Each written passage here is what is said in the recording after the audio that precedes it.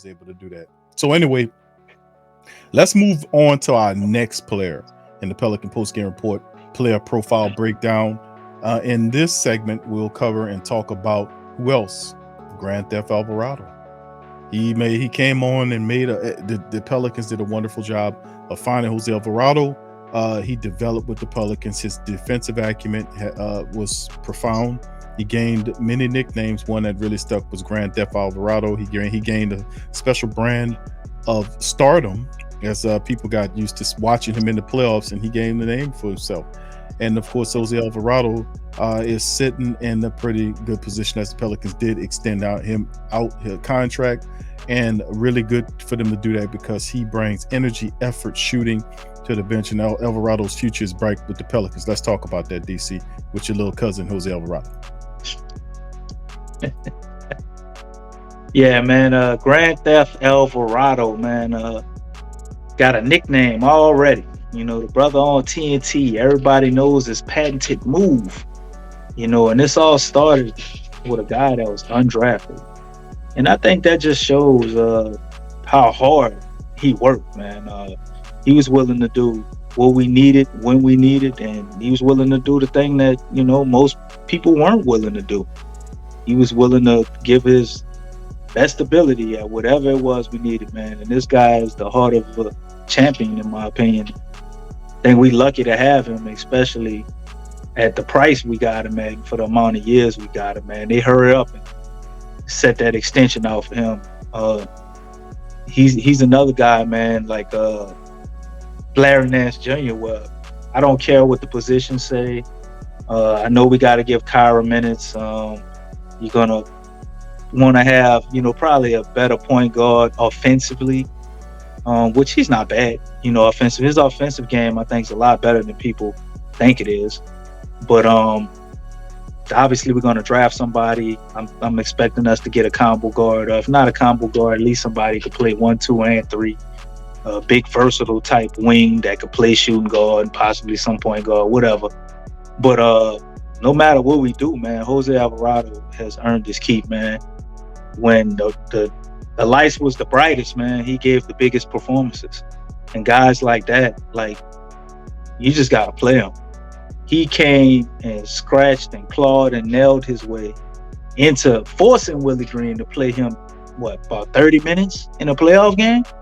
You know, and he started in the G League. You know, him, Trey, I think Jackson Hayes had a little stint over there this year.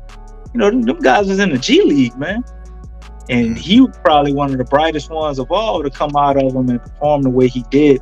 I know you see the numbers, 6 points, 1.9 rebounds, 2.8 steals. You know, that ain't nothing to get too excited about. But if you watch the games, you know, which a lot of people don't do when it comes to Pelicans that be trying to talk about them, you will see a guy that jumps off the screen, man. Excellent defender, which is why, you know, I think we're gonna see that Kyra Jose, you know, backcourt, because Jose can guard people bigger than him, much bigger than him, and still do very well. You heard the man say here, light-skinned Pat Beverly. You know what I mean? Oh yeah, and he can shoot. If you didn't know, he's sure to let all you know. Great guy to have mic'd up, man. Excellent sound bites, big personality. Love the interviews with him, Najee, and Bi, man. Just someone who's like embodies New Orleans. You know, that's why I think a lot of people, you know, they got the Jose. He's resilient, man, like us. You know what I mean? Like, you could try all you want, we ain't going nowhere. He gonna find a way, and you gotta respect it. You gotta respect it. Even if you didn't like his game, he's like one of them players. Like, if he gonna make you respect him. You could not like him. You like, damn, Alvarado got, like, you got to respect him.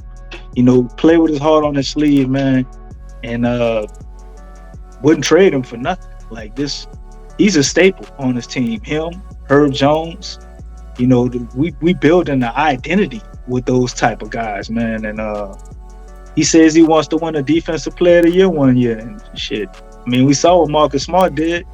I don't see why Jose Alvarado couldn't be a guy like that in the future.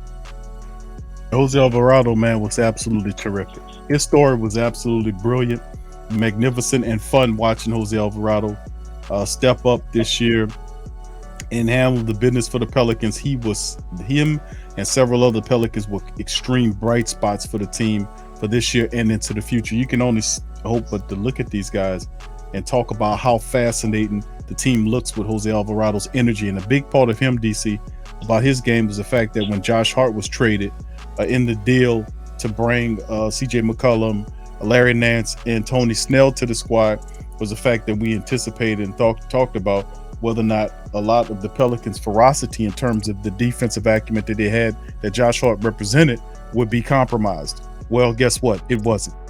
Matter of fact, it actually grew on several Pelicans, so that it was very intriguing to see that happen. As we No see knock on right Josh here. Hart, though. No knock at all. And of course, we talk about this article right here about Pelicans. Jose Alvarado talks about championship if Zion Williamson returns. So the Pelicans know they're confident too, man. Yeah, the Pelicans, they're not. It's no need to pretend. The Pelicans are going to handle the business, man. So much love to him, Jose Alvarado. Keep doing what you're doing. And plus, DC, we've showed that contract from Jose Alvarado. Very good contract by Griffin in the Pelican brass, GM Trajan Langdon, handling the business, finding these guys, and then signing them to deals that's affordable for the Pelicans, and everybody's happy. All right, DC. Perfect.